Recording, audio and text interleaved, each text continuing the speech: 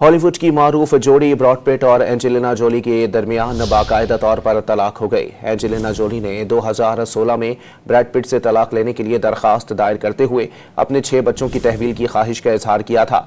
रियासत कैलिफोर्निया की अदालत ने 2019 में दोनों को तलाकी याफ्ता करार दिया, मगर उस वक्त बाज़ाब्ता तौर पर उनकी तलाक के मामला तय नहीं पा सके। बच्चों की किफालत का मामला ज़ेर इल्तिवा रहा। ताहम अदालत की जानिब से दोनों के दरमियान आज तलाक का बाकायदा ऐलान कर दिया गया। मुआहदे से मुतालिक मजीद तफसीलात सामने नहीं आ सकी।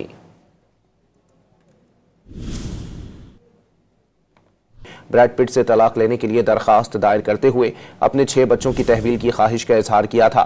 रियासत कैलिफोर्निया की अदालत ने 2019 में दोनों को तलाकी याफ्ता करार दिया, मगर उस वक्त बाज़ाब्ता तौर पर उनकी तलाक के मामला तय नहीं पा सके। बच्चों की किफालत का मामला ज़ेर इल्तिवा रहा। ताहम अदालत की जानिब से दोनों के दरमियान आज तलाक का बाकायदा ऐलान कर दिया गया। मुआहदे से मुतालिक मजीद तफसीलात सामने नहीं आ सकी।